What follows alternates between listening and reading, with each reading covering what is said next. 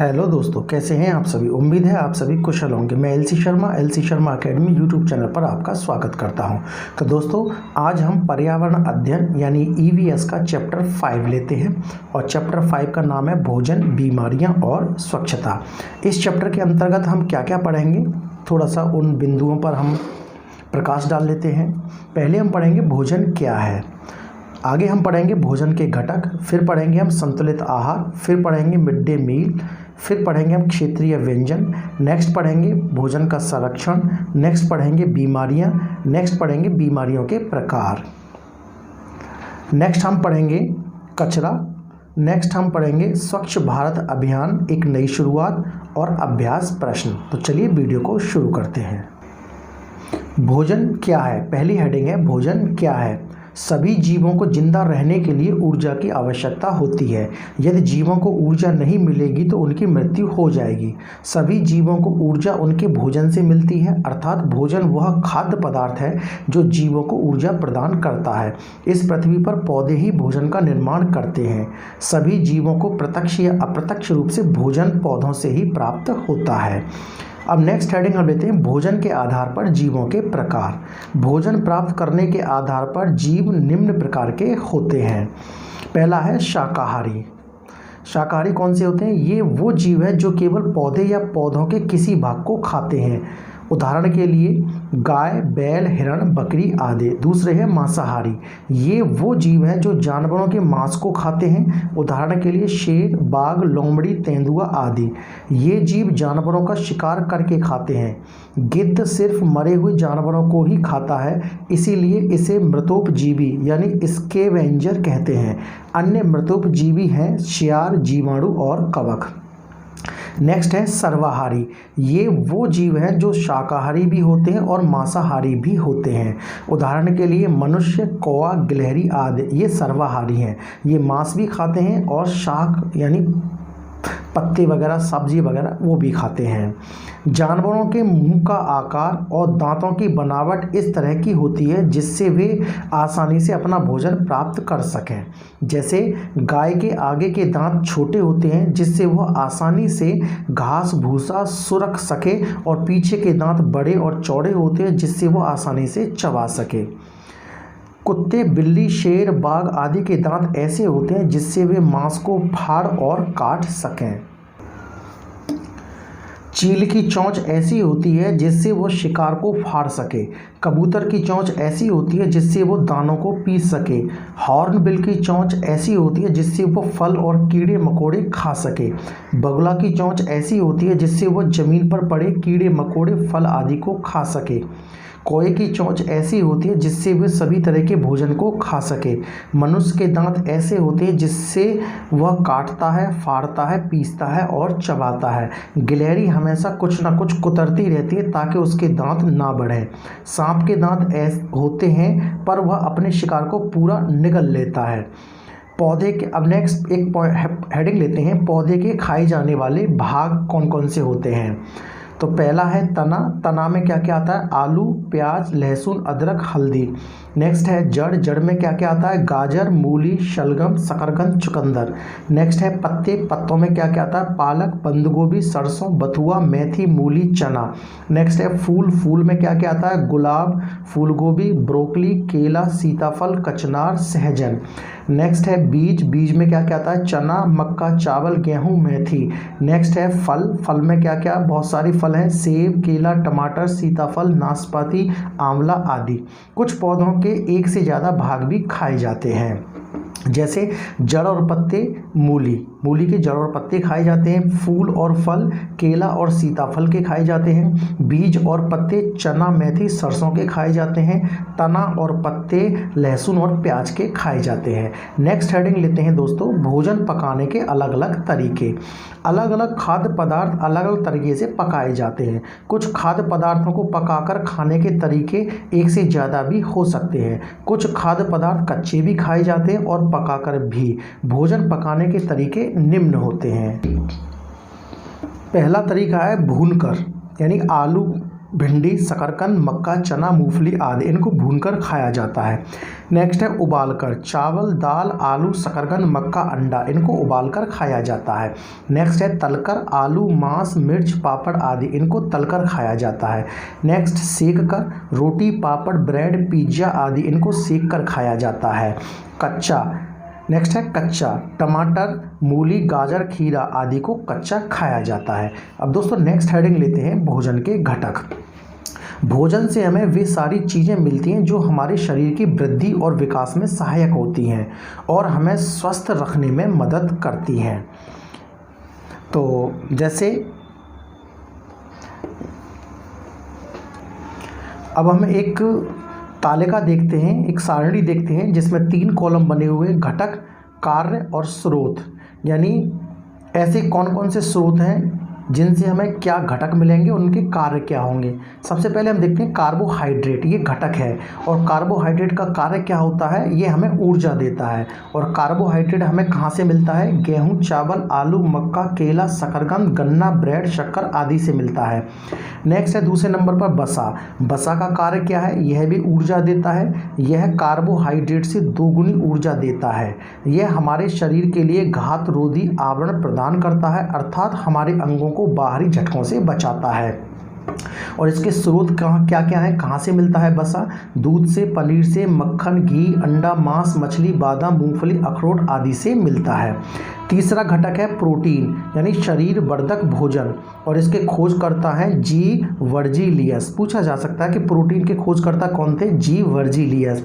Protein का कार्य क्या है, यह हमारे शरीर की वृद्धि में मदद करता है, यह कोशिकाओं के पुनः निर्माण में मदद करता है। और प्रोटीन कहाँ से मिलता है, इसके स्रोत क्या क्या है, दूध, मांस, अंडा, मछली, दालें, सोयाबीन, मटर, पनीर। यानी सोयाबीन प्रोटीन का बहुत अच्छा स्रोत माना जाता है या होता है। चौथा पॉइंट है विटामिन। विटामिन घटक है और विटामिन के खोजकर्ता कौन थे, सी फंक। सी फंक विटामिन के खोजकर्ता थे। ये कई प्रकार के होते हैं जिनकी चर्चा अलग से की गई है। और इसका कार्य क्या है, ये रोगों से हमारी रक्षा करते हैं। और ये कहाँ से मिलते हैं हमें, विटामिन फल से, सब्जियों से, दूध से, अंडा से, मछली से आदि से। नेक्स्ट घटक है रूक्षांश, यानी आहारी रेशे, फाइबर्स जिनको बोलते हैं। तो इनका कार्य क्या है, ये पाचन प्रक्रिया में मदद करते हैं और बिना पचे हुए भोजन को बाहर निकालते हैं। तो ये इसके स्रोत क्या क्या हैं, साबुत अनाज, छिलके वाली दालें, ताजे फल, सब्जियां आदि। नेक्स्ट घटक है जल और खनिज। इनके कार्य क्या हैं, यह शरीर के अंदर पोषक तत्वों को अवशोषित करता है और जल में यह शरीर से अपशिष्ट पदार्थों को बाहर निकालने में मदद करता है। और खनिज, हमारे शरीर को कई प्रकार के खनिजों की ज़रूरत होती है जिनकी चर्चा अलग से की गई है। तो खनिज का क्या कार्य है, यह शरीर के तापमान को नियंत्रित करता है। खनिज रोगों से हमारी रक्षा करते हैं। तो ये सभी चीज़ें, जल और खनिज हमें कहाँ से मिलते हैं, ये हमें मिलते हैं जल से ही लिया जाता है। चाय, दूध, तरी हुई सब्जियां आदि से ये हमें मिलते हैं। अब थोड़ा सा देख लेते हैं हम जो घटक हैं उन घटक के बारे में। कार्बोहाइड्रेट और वसा को ऊर्जा देने वाला भोजन कहा जाता है। प्रोटीन को शरीर वर्धक भोजन कहते हैं। ये पूछे जा सकते हैं कि कार्बोहाइड्रेट और वसा को ऊर्जा देने वाला भोजन कहा जाता है, प्रोटीन को शरीर वर्धक भोजन कहते हैं। रूक्षांश हमारे शरीर को कोई पोषण प्रदान नहीं करते। हमारे शरीर को ऊर्जा मुख्य रूप से कार्बोहाइड्रेट से मिलती है। ये चीज़ें पोषक यानी घटक कहलाती हैं। अलग अलग खाद्य पदार्थों से अलग अलग पोषक तत्व मिलते हैं। एक पोषक तत्व एक से ज़्यादा खाद्य पदार्थों में भी हो सकता है और एक खाद्य पदार्थ में एक से ज़्यादा पोषक तत्व भी हो सकते हैं। भोजन के मुख्य घटक यानी पोषक हैं कार्बोहाइड्रेट, वसा, प्रोटीन, विटामिन, रूक्षांश यानी आहारी रेशे, फाइबर्स और जल और खनिज। तो ये निम्नलिखित तालिका जिससे मैंने आपको बताई, इसमें इसका जिक्र किया गया है। अब हम नेक्स्ट हेडिंग लेते हैं संतुलित आहार यानी भोजन। वह आहार या भोजन जिसमें सभी पोषक या घटक उचित मात्रा में जितनी एक आयु वर्ग के मनुष्य को चाहिए उपलब्ध हों तो वह आहार संतुलित आहार कहलाता है। सिर्फ एक प्रकार का खाना खाने से सभी पोषक नहीं मिलते, इसलिए हमें अलग अलग तरह के खाद्य पदार्थ खाने चाहिए। नेक्स्ट हेडिंग लेते हैं भोजन के घटक। भोजन से हमें वे सारी चीज़ें मिलती हैं जो हमारे शरीर की वृद्धि और विकास में सहायक होती हैं और हमें स्वस्थ रखने में मदद करती हैं। ये चीज़ें पोषक यानी घटक कहलाती हैं। अलग अलग खाद्य पदार्थों से अलग अलग पोषक तत्व मिलते हैं। एक पोषक तत्व एक से ज़्यादा खाद्य पदार्थों में भी हो सकता है और एक खाद्य पदार्थ में एक से ज़्यादा पोषक तत्व भी हो सकते हैं। भोजन के मुख्य घटक या पोषक हैं कार्बोहाइड्रेट, वसा, प्रोटीन, विटामिन, रूक्षांश जिनको आहारी रेशे या फाइबर्स कहते हैं, और जल और खनिज। तो निम्नलिखित तालिका में भोजन के घटक, उनके कार्य और वे घटक किस खाद्य पदार्थ से मिलते हैं यानी उनके स्रोत दिए गए हैं। तो चलिए अब हम देखते हैं। कार्बोहाइड्रेट जो है उसका कार्य होता है हमें ऊर्जा देना, और ये हमें मिलता है गेहूं, चावल, आलू, मक्का, केला, शकरकंद, गन्ना, ब्रेड, शक्कर आदि से। नेक्स्ट घटक है वसा, और वसा का कार्य होता है ये भी ऊर्जा देता है। यह कार्बोहाइड्रेट से दोगुनी ऊर्जा देता है। यह हमारे शरीर के लिए घात रोधी आवरण प्रदान करता है, अर्थात हमारे अंगों को बाहरी झटकों से बचाता है। ये हमें किससे मिलता है वसा? दूध, पनीर, मक्खन, घी, अंडा, मांस, मछली, बादाम, मूंगफली, अखरोट आदि से हमें ये मिलता है। नेक्स्ट घटक है प्रोटीन, जिसको शरीर वर्धक भोजन कहते हैं। इसके खोजकर्ता थे जी वर्जिलियस, और इसका कार्य है यह हमारे शरीर की वृद्धि में मदद करता है। यह कोशिकाओं के पुनः निर्माण में मदद करता है, और इसके स्रोत हैं दूध, मांस, अंडा, मछली, दालें, सोयाबीन, मटर और पनीर। और सोयाबीन जो है प्रोटीन का बहुत अच्छा स्रोत होता है। नेक्स्ट घटक है विटामिन, और इसके खोजकर्ता थे सी फंक। ये कई प्रकार के होते हैं, विटामिन कई प्रकार के होते हैं। इनका कार्य होता है ये रोगों से हमारी रक्षा करते हैं, और इसके स्रोत क्या क्या है? फल, सब्जियां, दूध, अंडा, मछली आदि इनके स्रोत हैं। नेक्स्ट है रूक्षांश यानी आहारी रेशे, जिनको हम फाइबर्स कहते हैं, और इनके कार्य हैं ये पाचन प्रक्रिया में मदद करते हैं और बिना पचे हुए भोजन को बाहर निकालते हैं। और इसके स्रोत हैं साबुत अनाज, छिलके वाली दालें, ताजे फल, सब्जियां आदि। नेक्स्ट हमारे घटक है जल और खनिज, यानी जल का क्या काम है? यह शरीर के अंदर पोषक तत्वों को अवशोषित करता है। यह शरीर से अपशिष्ट पदार्थों को बाहर निकालने में मदद करता है। और खनिज का क्या काम है? खनिज का काम है यह शरीर के तापमान को नियंत्रित करता है, और खनिज रोगों से हमारी रक्षा करते हैं। तो जल और खनिज हमें स्रोत क्या है? जल से हमें जल ही मिलता है। चाय, दूध, तली हुई सब्जियां आदि इनसे हमें जल और खनिज मिलते हैं। अब कुछ इंपॉर्टेंट बातें पता कर लेते हैं। कार्बोहाइड्रेट और वसा को ऊर्जा देने वाला भोजन कहा जाता है। प्रोटीन को शरीर वर्धक भोजन कहते हैं। रूक्षांश हमारे शरीर को कोई पोषण प्रदान नहीं करते, यानी फाइबर्स हमारे शरीर को ऊर्जा मुख्य रूप से कार्बोहाइड्रेट से मिलती है। अब हम नेक्स्ट हेडिंग लेते हैं। नेक्स्ट हेडिंग है संतुलित आहार यानी संतुलित भोजन। वह आहार या भोजन जिसमें सभी पोषक या घटक उचित मात्रा में जितनी एक आयु वर्ग के मनुष्य को चाहिए उपलब्ध हों, तो वह आहार संतुलित आहार कहलाता है। सिर्फ एक प्रकार का खाना खाने से सभी पोषक तत्व नहीं मिलते, इसलिए हमें अलग अलग तरह के खाद्य पदार्थ खाने चाहिए। तो एक मिड डे मील के बारे में थोड़ा सा पढ़ लेते हैं। मिड डे मील पर भी क्वेश्चन बहुत पूछे जाते हैं। मिड डे मील, भारत में सभी बच्चों को संतुलित आहार नहीं मिल पाता, खासतौर से गरीब बच्चों को। इसलिए सरकार ने प्राइमरी और उच्च प्राइमरी स्तर तक के उन सभी बच्चों को जो सरकारी स्कूल में पढ़ते हैं मुफ्त संतुलित आहार देने का निर्णय 2001 में किया था, परंतु निर्णय को 2004 में लागू किया गया। इस तरह 2004 में पूरे भारत के सभी सरकारी स्कूलों में मिड डे मील योजना को शुरू किया गया। इस योजना के अंतर्गत सरकारी स्कूल में उच्च प्राइमरी स्तर तक पढ़ने वाले सभी बच्चों को दोपहर को मुफ्त संतुलित आहार दिया जाता है। अब इसका नाम प्रधानमंत्री पोषण शक्ति निर्माण स्कीम हो गया है, और प्री प्राइमरी कक्षाओं में पढ़ने वाले बच्चों को भी शामिल किया गया है। ये मिड डे मील के बारे में था। अब हम थोड़ा जानते हैं नेक्स्ट हेडिंग क्षेत्रीय व्यंजन। क्षेत्रीय व्यंजन क्या होता है?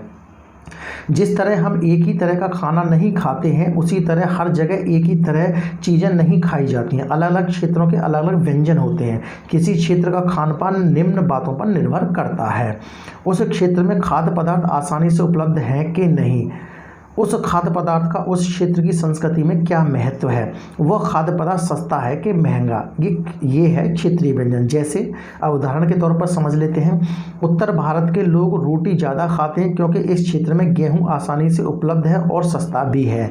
दक्षिण भारत के लोग चावल, इडली, डोसा, सांभर आदि खाते हैं क्योंकि ये व्यंजन बनाए जाने वाले खाद्य पदार्थ वहाँ आसानी से मिल जाते हैं। दक्षिण भारत के लोग नारियल का प्रयोग अपने व्यंजनों में करते हैं क्योंकि वह वहाँ आसानी से मिल जाता है। तटीय क्षेत्र के लोग मछली और चावल ज़्यादा खाते हैं क्योंकि उस क्षेत्र में ये चीज़ें आसानी से मिल जाती हैं। असम के लोग भी चावल और मछली ज़्यादा खाते हैं क्योंकि ये चीज़ें वहाँ आसानी से मिल जाती हैं। उत्तर पूर्व के लोग बांस की भी सब्जी बनाते हैं। लिंग हु फेन, यह सांप का मांस होता है। हांगकांग के लोग इसे बड़े चाव के साथ खाते हैं।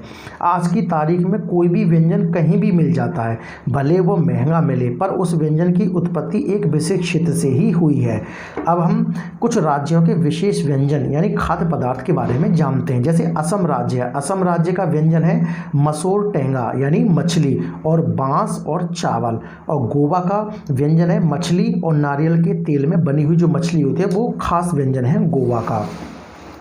अब नेक्स्ट देखते हैं गुजरात। गुजरात में ढोकला, खांडवी, लेमन राइस, ये व्यंजन बहुत बनाया जाता है। जम्मू और कश्मीर में तबक मांस यानी जो भेड़ का मांस होता है उसको तबक मांस कहते हैं। कलाड़ी पनीर, राजमा और कहवा, ये वहाँ का मुख्य व्यंजन है।